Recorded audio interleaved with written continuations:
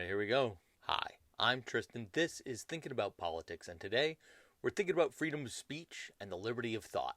See, this YouTuber I watch, Joe Scott, raised some interesting questions about the freedom of speech, disinformation, and whether those who have platforms have some responsibility to make sure that it's not being used to disseminate falsehoods. Why don't you tell us what's going on, Joe? Yesterday's video was on COVID. It was talking about the how COVID might end, but it was pretty bad yesterday. Sometimes I do a video where the response in the comments is so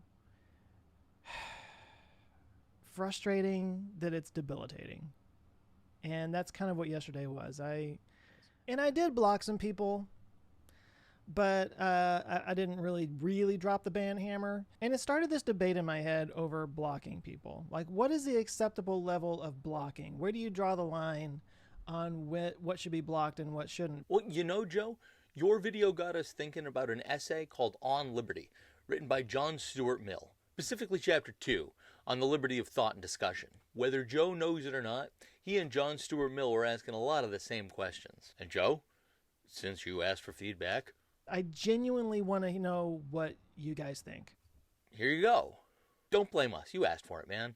This is freedom of speech and discussion. Answering Joe, what would John Stuart Mill do?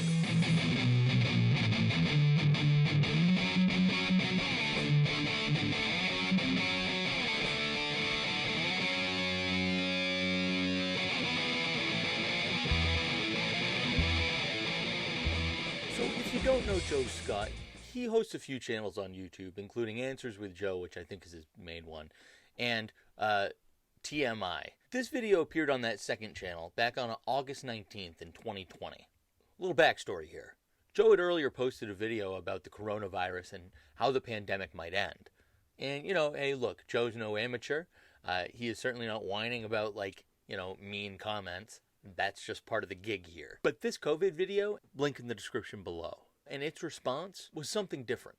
Joe? But the thing about yesterday, there were also a lot of people that were spreading disinformation. And I find this especially problematic in a time when we're in a pandemic. Debate is fine. And I certainly don't ban or block anybody just for disagreeing with me. But there's also very clearly people with agendas, people who are spreading very obvious and provable disinformation in the comments. And at a time when we're in a pandemic, when this can affect people's lives, I find that especially problematic. The question is, at what point is it justifiable to ban somebody or delete a comment? Enter John Stuart Mill, British-born philosopher, radical member of parliament, and all-around thinker. Published in 1859, On Liberty was Mill's exploration into the nature and limits of the power which can be legitimately exercised by society over the individual. The object of this essay is to assert one very simple principle.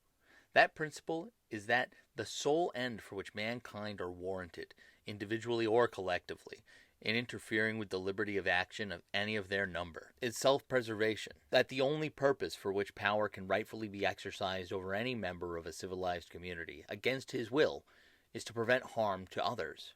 Mill recognizes that there are going to be times when preventing the spread of falsehoods, disinformation, or other harmful opinions might justify some censure. However, on a fundamental level, he sees that the government lacks the power to do this on any other basis than self-preservation or the protection of people. Stamping out of an opinion takes coercion, the use of which is illegitimate, except to protect people from harm. And as Mill tells us, the stamping out of false opinions as such results in harm to all humanity, not just the individual apostate or heretic. The peculiar evil of silencing the expression of an opinion is that it is robbing the human race, posterity, as well as the existing generation. If the opinion is right, they are deprived of the opportunity of exchanging error for truth. If wrong, they lose what is almost as great a benefit, the clearer perception and livelier impression of truth produced by its collision with error. Part of this isn't a totally out there idea. Joe points it out a little bit in his own video. And now there's also, I'm sure some of you out there, and please say so in the comments, who would argue that blocking people in general is a violation of free speech. I don't want to take somebody who maybe has fallen prey to some of these disinformation campaigns And maybe, and some of you may be thinking this yourselves, but maybe by them posting that would give an opportunity for somebody else to straighten them out with the right information and might turn it around instead of just like locking them out completely. This is almost exactly what Mill is saying. He says that there are two general problems you're going to run into when you start censoring opinions. One is the opinion might be true, and you rob people of knowing the truth. It's simple enough. If I discover that the Earth goes around the sun, I should be free to say it. If there's some law preventing me from challenging, like, the Earth-centric model, I'm just saying, I don't know that I'm so brave I would exchange my beautiful library here for a prison cell. That's all. Second, even where the opinion is false, there's still an argument that humanity is robbed in some form or measure. On the face of it, this might be a more difficult position to justify. I mean, no one's really helped by believing in a lie, right? But, I'm going to do a little thought experiment here. Why don't you join me? Let's say we have the truth. Capital T, 100% truth. I know it, you know it, everybody knows it. Except there's this one person keeps going around insisting on something that is demonstrably false, like the Earth is flat, let's say. Now, what's the harm in preventing this opinion? What's the harm in preventing anybody from rising up and espousing such ridiculous ideas? Well, presumably, even if you have the truth, there are going to be people who don't understand it as the truth as such. The question is, how are they going to know what's true? Are they just going to have to take your word for it? No. These people need to be convinced of truth the same way you were convinced of truth in the first place. And that is by thinking about alternatives, really puzzling things out, and hearing different opinions and points of view. Comparing different theories to our own life experience and arriving at a closer understanding or appreciation of what might be true. How can the answer be known to be satisfactory if the objectors have no opportunity of showing it is unsatisfactory? This cannot be accomplished unless they are freely stated and placed in the most advantageous light which they can admit of. Even if people are told the truth, they are not likely to accept it unless they know the grounds for its establishment. Maybe that explains flat earthers too. But I'm not trying to make anybody feel bad. Much love. I love everybody. And there's maybe even a bigger issue here. And that is, most falsehoods, have some sort of kernel of truth. This isn't a universal rule or anything. Just follow me here. Whenever we think we have the capital T truth, in real life it is rarely ever the actual case. And how do we improve our understanding of the world? Again, through that back and forth exchange, by considering different options and different opinions. So it's important that we hear opinions that differ from our own, and even ones that really fly in the face of orthodoxy, even when they're demonstrably false. Of course, there are definitely some folks out there who are rightfully thinking to themselves, hey, this sounds pretty naive. When a lie and a truth collide, it's not automatically the case that the truth will come out the victor. And as we said in our last video on Hannah Arendt's Lying in Politics, truth is always vulnerable to attack. And I think that still holds true. I don't think that John Stuart Mill would necessarily disagree with this. The dictum that truth always triumphs over persecution is one of those pleasant falsehoods which men repeat one after another till they pass into commonplaces, but which all experience refutes. History teems with instances of truth put down by persecution. If not suppressed forever, it may be thrown back for centuries.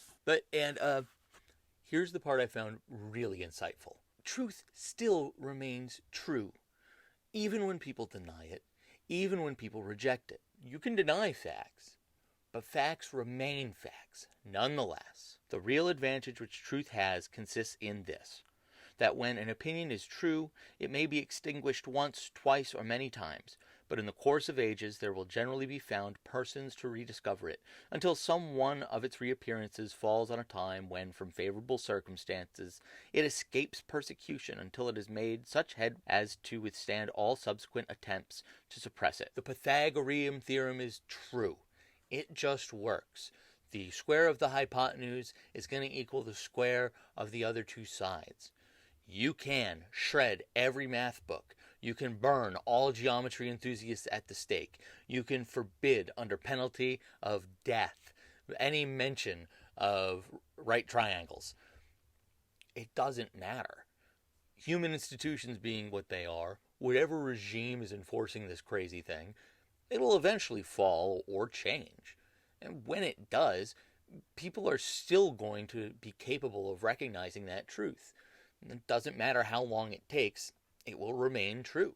And people will rediscover it. So when it's all said and done, we should not censor false opinions, because ultimately we're going to need them to bring us closer to truth, even if only eventually. And what's more, we should always understand that whatever it is we think is true, we should always make some allowance in our head to understand it could be partially or wholly in error. We may one day stumble upon new facts that will cause us to change our mind, and that's okay. A lot of times I see this question about moderation of a discussion framed in terms of free speech. Whether we're talking about like right-wing internet trolls who practice insult comedy under the guise of its politics, or folks lamenting about hypersensitivity because people have become offended at offensive language, or, and this one's key, people who have no interest in the truth of a debate.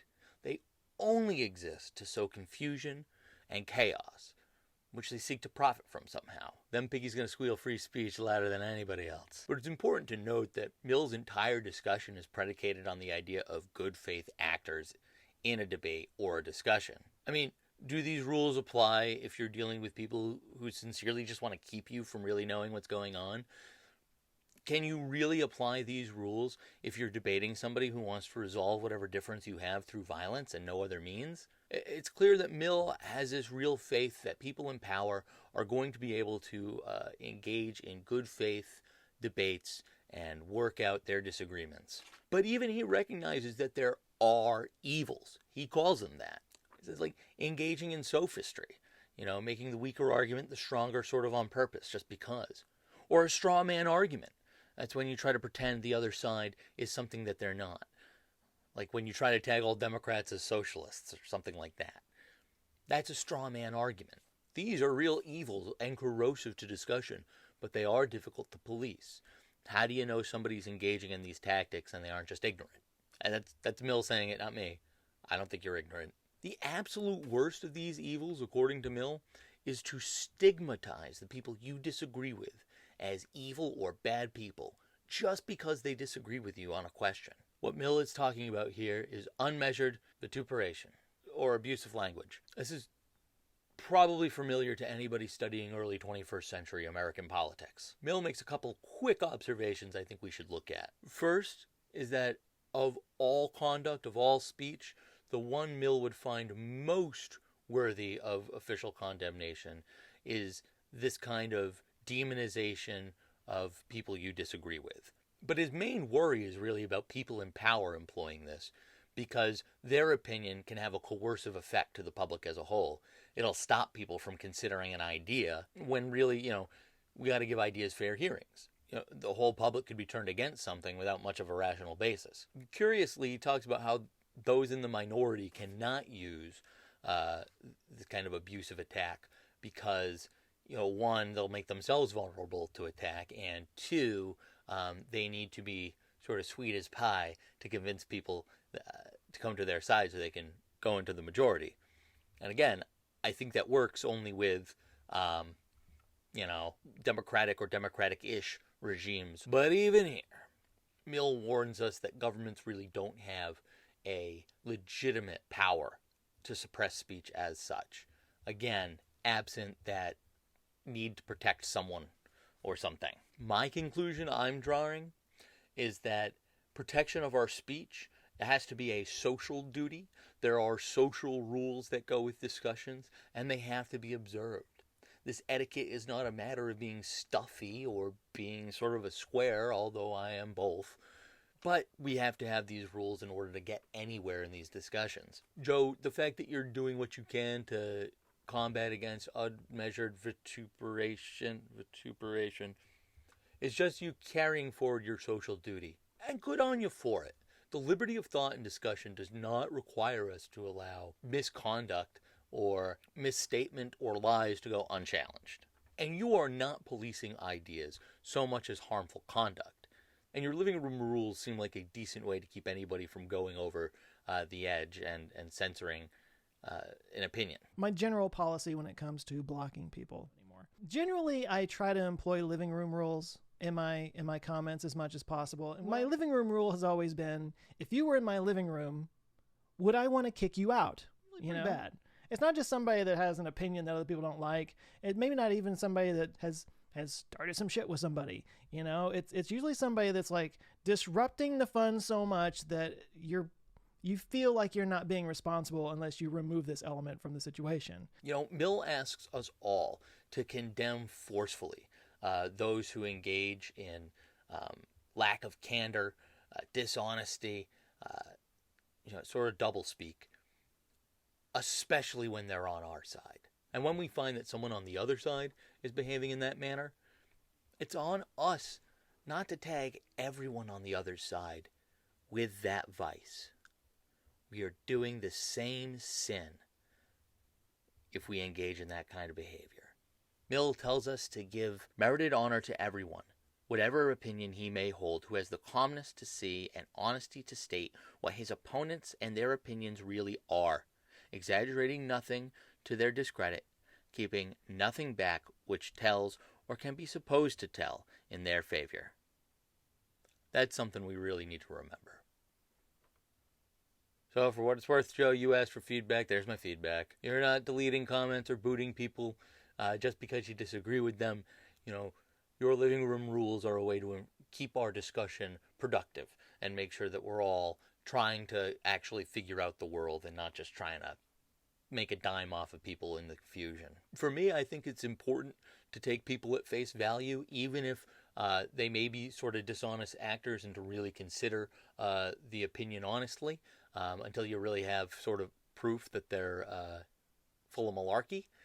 But it's really hard to get into somebody else's head. So I'd rather not do that. I'd rather just consider people honest and genuine when they come to me. However, if it's the behavior of people that's preventing us from really engaging in anything, if we're spending all of our time mocking each other, engaging in personal attacks, refusing to give other people a fair hearing, well, I mean, the answer can't be that there's nothing we can do, that we are always at the mercy of the worst among us. That's a suicide pact. That ain't what this is. So thank you, Joe, for being so thoughtful in your handling of this situation and giving us something to think about. Check out Joe's channels. Tell him Thinking About Politics sent you. And if the spirit so moves you, why don't you go ahead, like, share, subscribe, or dislike, and leave me a comment down the line. That's all I got for now. Until next time. I ain't got time to kiss you now. I'm busy with this mule.